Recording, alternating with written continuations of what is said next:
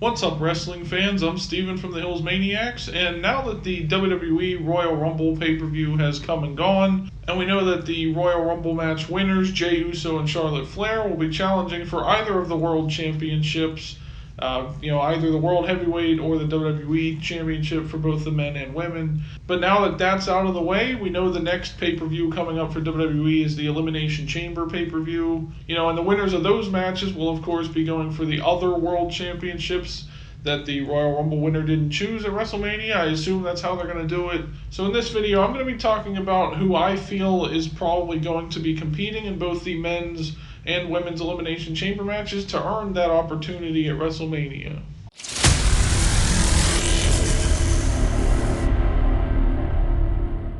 So we'll start with the men's. Now, obviously, after the Royal Rumble pay-per-view went off the air and they had the press conference thing at the end of the night or whatever, John Cena declared himself for the men's Elimination Chamber match. So that's already one participant right there that we know of, that Cena's going to be in it because he wants to get a shot at the World Heavyweight Championship at WrestleMania. He has declared that that's what he wants to do. He's officially making it his goal to go after a 17th World Championship. So Cena being in there kind of makes sense, especially given that he was the runner-up in this year's Royal Rumble and he came so close to winning the Rumble and he can't get his shot that way. So it makes sense him being in the Elimination Chamber. And so Cena has already officially declared for the Elimination Chamber. So I'm going to name who I think the other 5 men in that match will be, and then I'll talk about the women's Elimination Chamber match as well. Before I do talk about the other participants, however, I guess I should clarify who I think each of the Royal Rumble winners is going after. I think Jey Uso is probably going to go after Gunther. He kind of mentioned that he wants a rematch with Gunther because he thinks he can beat him this time. So I think in that scenario, if you have Jey Uso going after Gunther, then the winner of the men's Elimination Chamber match will go after Cody Rhodes and the WWE Championship. And on the women's side of things, a lot of people said it's probably going to be Charlotte versus Tiffany. So I think we should go that route. Charlotte challenging Tiffany Stratton for the WWE title. Kind of make it the opposite for the men's and women's Royal Rumble winners. Like Jay's going after the World Heavyweight title, Charlotte go after the WWE title.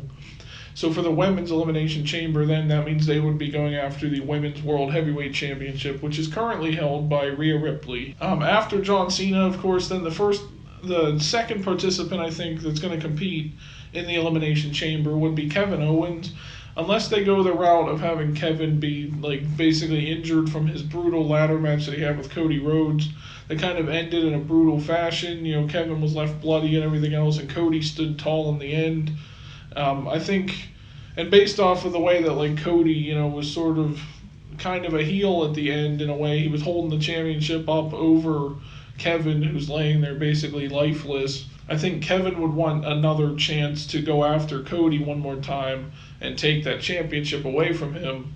And I think his only way to do that really would be to win the Elimination Chamber at this point. And Kevin just seems like the type of person that would do whatever it takes to get another chance at revenge on Cody Rhodes and that sort of thing. Next up would be CM Punk. I know Punk has talked about, how is he going to get to WrestleMania. He does have that whole favor thing with Paul Heyman. I don't know if that's still in play or not. I don't know if WWE maybe forgot about it or if they really had no plans for it. They just wanted to justify having CM Punk join Roman's team at Survivor Series just so they could have Punk in that match and have this big shocking moment. And I thought maybe Punk would use that favor in the Royal Rumble match somehow, but he didn't. So participating in the Elimination Chamber match might be Punk's only other route to WrestleMania. And I am intrigued by the possibility of Cody Rhodes versus CM Punk.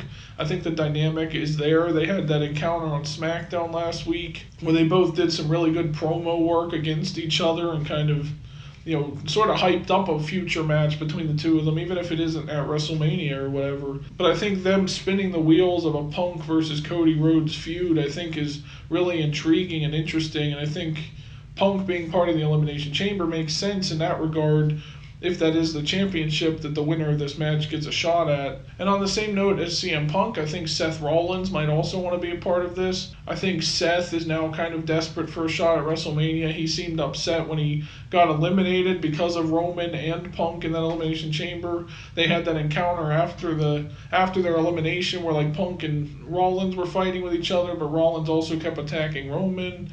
So you kind of have that whole thing there where like maybe Seth would be desperate to get to WrestleMania now as well. And again on the same line as like CM Punk and Seth Rollins, another man involved in this sort of feud that keeps going on Monday Night Raw and stuff would be Drew McIntyre. I think he'd kind of want to get a world championship since he lost his at last year's WrestleMania. I think Drew would kind of want another go at being a world champion, even though this isn't the same title because he'd be going after the WWE Championship. I still feel like Drew would want to be a part of that, and also to cost CM Punk the chance to get it. Like if Punk ends up in the chamber match, I think Drew would want to be in it too to make sure Punk can't win because he still kind of hates Punk. He kind of has a little bit of a rivalry going on with Seth Rollins right now, so maybe he wouldn't want Seth to win either. And then finally for the men's one, I actually have Roman Reigns in here as well, and I think that's where it really adds to that rivalry that we've been seeing lately, where like a lot of the storylines that have been going on seem to still be centered around Roman Reigns, even though he's not the champion anymore. Like Drew McIntyre is targeting people that are associated with Roman Reigns or that teamed up with Roman Reigns in Survivor Series, guys like Jey Uso, Sami Zayn, and even like Jimmy Uso and a couple other people. Like he's going after the bloodline again. So like if Roman was put into this match, Drew would want to be there to cost him that. Seth obviously now has issues with Roman again after what happened at the end of the Royal Rumble. So putting Seth in there to make sure Roman doesn't get to the top, like that was their whole issue before. Like Seth and all these people that helped Cody beat Roman last year at WrestleMania 40, they didn't want Roman to be at the top anymore. They did everything they could to make sure Roman doesn't win the title. So if Roman was put into this Elimination Chamber, I think all these guys would want to be in there to make sure he doesn't win it and go to WrestleMania. I know a lot of these guys are on Raw that I've chosen so far, but I don't think that will really matter to them necessarily, and especially if the draft comes up after WrestleMania. But since these are some of these big-time feuds, I feel like they should all sort of culminate inside the Elimination Chamber leading into WrestleMania. And since the Elimination Chamber, is one of the most brutal matches that WWE has, or at least it has a history of being that, and they've always put a lot of big-time talent in there for the most part, depending on how serious the match was and everything. I think these guys, even though they are on Raw, these are the rivalries that we've been paying attention to over the last year or so across both Raw and SmackDown, because a lot of them have crossed over. I think it makes sense having all these guys in it. And for the women, we obviously haven't had any announced yet. Like Cena just kind of did his ahead of time or whatever on the after show for the Royal Rumble, but no women have declared for the Elimination Chamber or anything yet. But here's who I think will participate in that. I think they're going to maybe have both Bianca Belair and Naomi, whether or not they are still the tag team champions by that point. I think maybe they'll both be in that match just for whatever reason. Like they either both just get added by Nick Aldis, or they both qualify somehow, winning their qualifying matches or whatever, and they both end up in it together, or there's the chance they have to compete against each other or something. And I think that can kind of sort of add to the story that they're telling with them two, and maybe involve Jade Cargill somehow. Like maybe Jade comes out and costs one or both of them the match or something to set up the feud at WrestleMania that we're potentially getting between either Bianca and Jade or Naomi and Jade. Because of the whole someone attacked Jade Cargill thing, and it was probably one of them too. And obviously, it's for the World Heavyweight Championship, the chance to go on to WrestleMania and face Rhea Ripley. So I think like either of them two would be a nice choice to face her if they were to win. Especially like Bianca versus Rhea. I don't think we've seen that match yet. So I think that one would be a lot of fun to see, but I think they are saving Naomi and Bianca for this WrestleMania feud or program, whatever, with Jade Cargill, because I think they're honestly two of the biggest stars SmackDown has, so them going after a world championship doesn't seem that out there. I mean, Naomi did just recently challenge Nia Jax for the women's championship a while back, so like either one of those two seems like a good contender for Rhea's championship. Those are two of your biggest stars that they have. That's why I think they would probably include both of them, even though they are a tag team right now and they are the tag team champions, at least of this recording. But they could end up dropping them to Liv Morgan and Raquel Rodriguez, depending on when that match takes place. And speaking of Liv Morgan, I think she would also be in this match. I think obviously Liv would want to get another crack at Rhea Ripley for the World Heavyweight Championship to get her title back. I know Liv is like the most recent champion to hold it before Rhea, and she did just lose it. We already did go through the whole rivalry with Liv and Rhea, which is why they're kind of pivoting and going with, like Liv's in a rivalry with the tag team for the tag team titles right now, so that's kind of keeping her away from the World Heavyweight Championship. But I still think at least just putting her in this match makes sense, since she'd want her revenge on Rhea again, or want the chance to be the world champion again. Another one I'd kind of be interested to see face Rhea would be Bayley. I know she was just the women's champion before Nia Jax beat her for that title, and then Tiffany, of course, beat Nia for the title. I don't think we've ever seen Bayley versus Rhea yet, and that would be a different title for Bayley as well, the women's World Heavyweight Championship. Even though I guess that is still a SmackDown women's title, same lineage, so Bayley would have held that before. But I don't know. I don't know how many Elimination Chambers Bayley's been in. I think it's at least been one or two, maybe. One of them was a women's tag team title one, and she's never won one. So I think it'd be kind of interesting to see her overcome the odds inside that match or something and win. And Bayley was recently moved to Monday Night Raw, so they did kind of tease something with Bayley and Rhea fighting for the title, so that maybe they could continue that inside the Elimination Chamber. And then, of course, this next one is the returning Alexa Bliss, who just recently showed up in the Royal Rumble match and made her return. She is still kind of that Lily persona that she was when she left, when she was associated with the Fiend and everything else.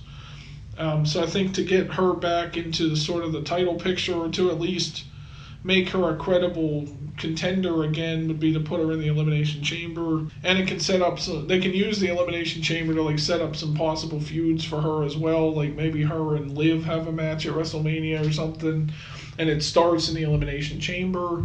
That's kind of what the Chamber's for, is to not only build up these matches, these championship matches, but to build other matches as well at WrestleMania. I think it's a nice way to bring Alexa Bliss back into the fold, and I think now that she's back, she'd want to go after.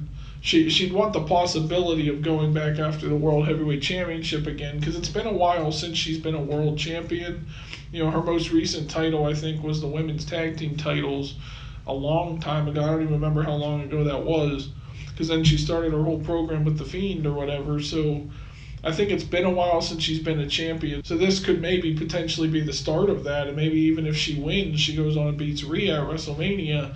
Now you got Alexa Bliss back on top of the women's division again. And then finally, this is another one that they kind of teased. And they already did a match between Rhea and this person at Saturday night's main event. That, of course, is Nia Jax. She did win Queen of the Ring last year. She did go on and win the WWE Women's Championship off of Bayley at SummerSlam last year. And they did kind of start a bit of a feud between Rhea and Nia. Nia challenged Rhea for the title, like I said, but Rhea beat her, so maybe this would be a nice way to get Nia another opportunity at facing Rhea, and maybe this time she wins or something.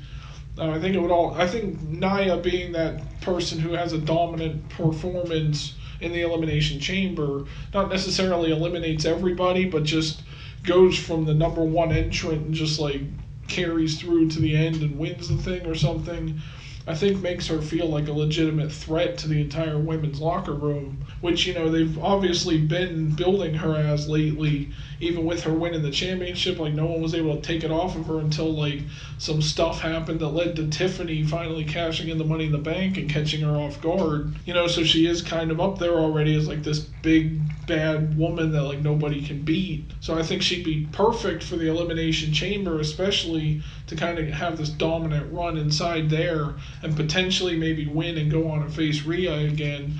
I think that would really work well for Nia Jax as a character, and to keep us invested in her as a heel, as this very dangerous competitor, that every time she faces somebody, she's usually going to win, and she's really hard to defeat. And I think that can all start here inside the Elimination Chamber. So there you go, guys. Those were my picks for who I think are going to be competing in both the men's and women's Elimination Chamber matches this year. Let me know your thoughts down in the comments section. Who do you think is going to be in the match? What do you think the matches at WrestleMania are going to look like the title matches, at least the world title matches and all that. Let me know all that down in the comments section. Also, be sure to like this video and subscribe for more. Thank you for watching the video, everyone, and I'll see you in the next one.